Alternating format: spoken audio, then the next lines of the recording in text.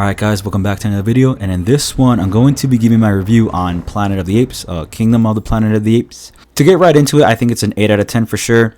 I think this movie's pretty good. There is some parts I don't really like about it, I'll get into in this video, but if you just want to know my rating, I give it an 8 out of 10, it's pretty good. So, for the first half of the movie, or I guess the first thirds of the movie, I think it's probably the best part, or at least my favorite part for sure about this movie. I think the first third is really good. Because Noah, you're introduced to Noah, you're introduced to his friends, his clan, all that stuff, and what they do.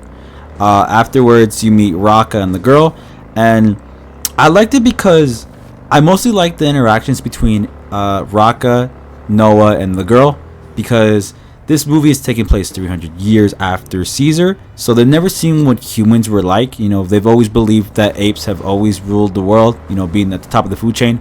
They can't grasp around, or at least Noah, like, he can't understand that humans used to be dominant, right? Raka, he does remember, he has some knowledge of what it was like during Caesar's time, which is interesting. So he knows of the human, but he just doesn't know what it's called. Like, you know, they've never seen him. They both never seen a human until now. And I just find it so interesting seeing the girl interact with Noah and Raka, and it's just kind of them like just getting to know each other, or just seeing, they just kind of look at each other and just try to figure each other out, all that stuff. It's just them interacting, not really speaking, but just them interacting. I think that's so interesting. I actually liked it a lot. I found it to be the best part of the movie. Although, you know, there's some people who would actually prefer for the friends to be with Noah along the way throughout the journey, because they liked the way Noah interacted with his friends at the beginning once you're introduced to them, because you don't see them until later half in the movie, which I can get behind, I guess. But I mean, I thought the friend dynamic was alright. You know, I thought they were cool. That was really it. I liked his friends, but that was really it. I didn't feel like I really wanted to see more of that interaction. I actually wanted to see more of just him interacting with the chick and Raka as Noah's trying to get his clan back and all that stuff. I actually liked that a lot. So 2/3 of the movie in, which is about like halfway through, I guess you would say, you finally meet the main villain.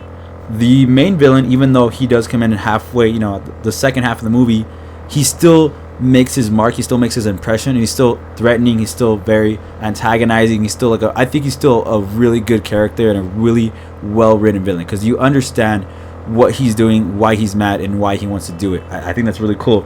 He's one of his quotes, I actually like one of the quotes he says in the movie. He also says it in the trailer, so it's not a spoiler.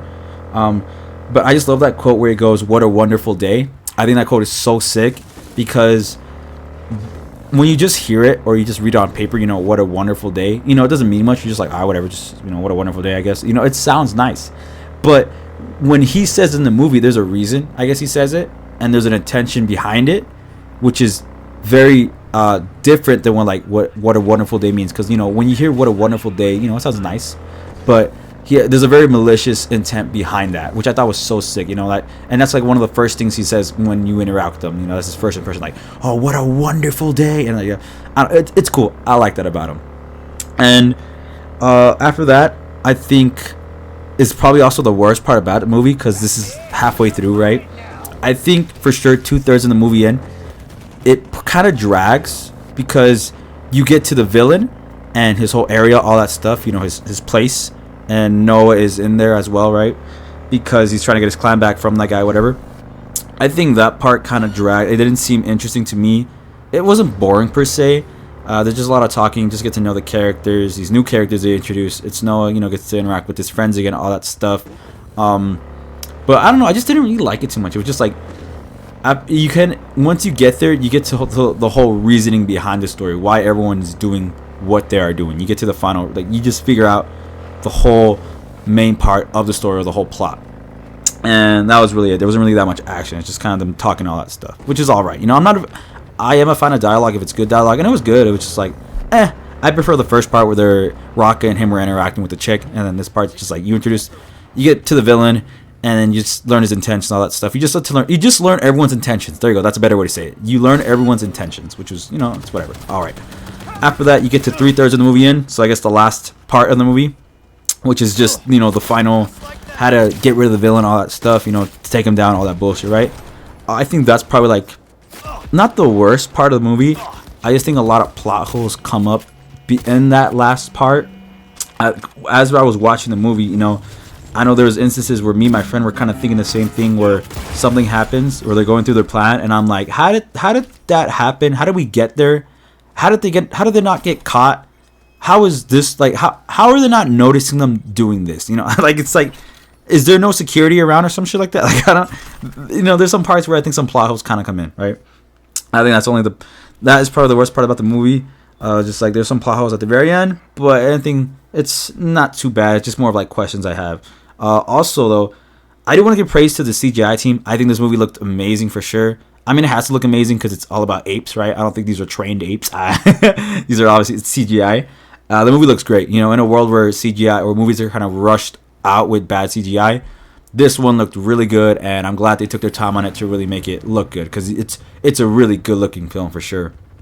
But one of my other complaints from the movie, I don't think this is a big complaint. To me, it just doesn't make sense. Maybe I have a different way of thinking, but I didn't like how the girl, she didn't seem like she really went through the effects of having apes risen to the top of the food chain over 300 years. You know, to me, I guess in my head, if the humans are devolving because in the third film, you know, they lost their ability to speak, and I just feel like they're just kind of devolving because of that virus.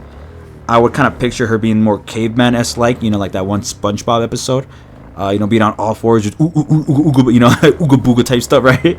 But no, like she's on her two hind legs. She's just standing like a normal person in her. She's wearing normal clothes after 300 years, which I'm surprised, I guess.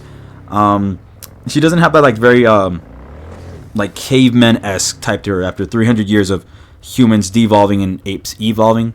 So I didn't really like that too much. Like, to me, it just looked like the apes took over 3 years ago, and she's, you know, like, she obviously the effects aren't vital because it's only been 3 years since Caesar died, quote unquote. Like, that's how I feel, right? You get me?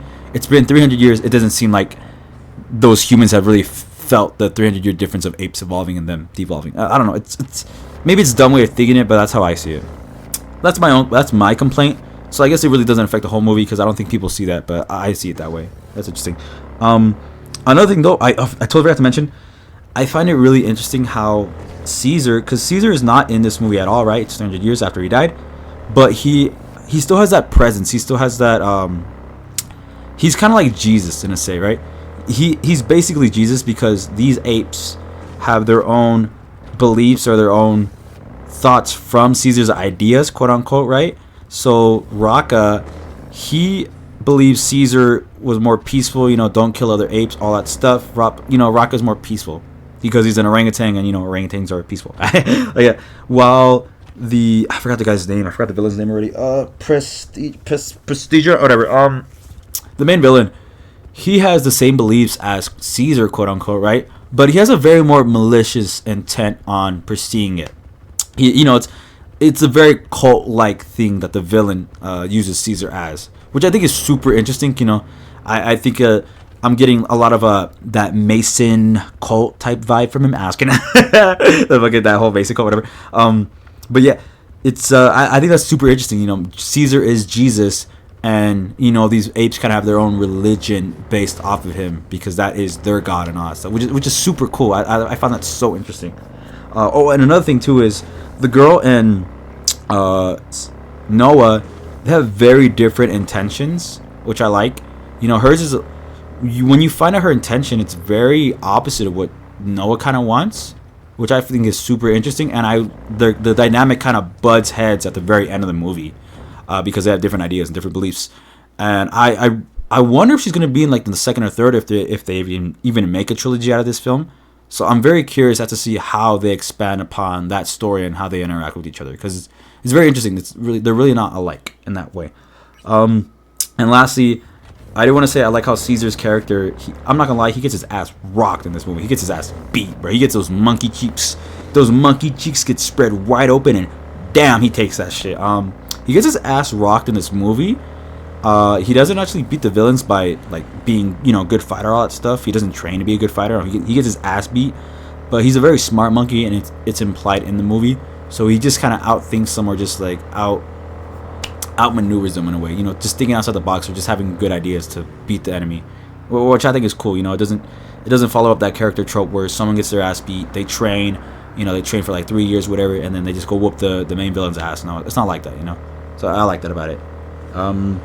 That's really it. That's all I have to say.